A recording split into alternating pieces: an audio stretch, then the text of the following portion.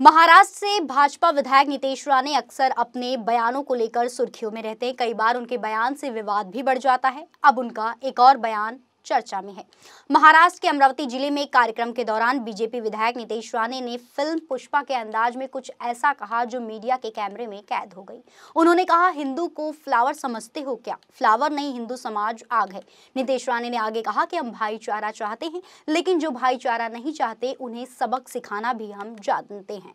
गणपति विसर्जन के दौरान हुई एक घटना का जिक्र करते हुए उन्होंने कहा कि जब हिंदू समाज खुशी मनाता है तो आपको दर्द क्यों होता है? नीतेश राणे ने चेतावनी देते हुए कहा कि दुर्गा पूजा का त्योहार आने वाला है। अगर इस दौरान पथराव हुआ तो मैं चेतावनी देता हूं कि मुस्लिम समुदाय की तरफ से जो जुलूस निकाला जाएगा, इसमें शामिल लोग घर नहीं जा पाएंगे। बीजेपी नेता ने कहा, मैं मुसलमानों से नफरत नहीं करता हूं, लेकिन अगर कोई हमें आंख दिखाएगा तो हम नहीं छोड़ेंगे। सुनिए बयान देते हुए बीजेपी नेता ने और क्या कुछ कहा। हिंदू समाज को फ्लावर समझाए क्या? हमारा हिंदू समाज फायर है, फायर।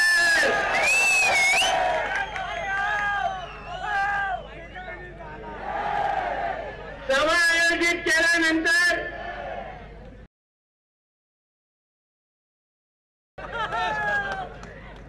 मी आपल्या मोबाईलवर एकावर एक व्हिडिओ बघतोय।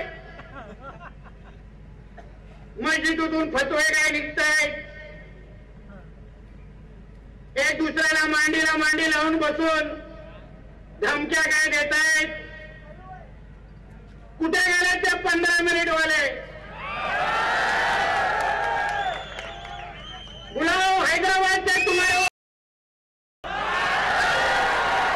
और बताओ उनको हम लोग खड़े हैं इधर परतवाड़ा में, हम लोग खड़े आके इधर सामने खड़े रहो। 15 मिनिटाचं तू फार मागितलं रे, 5 मिनिटं दे, उरले सगळे संपून टाकू नाही।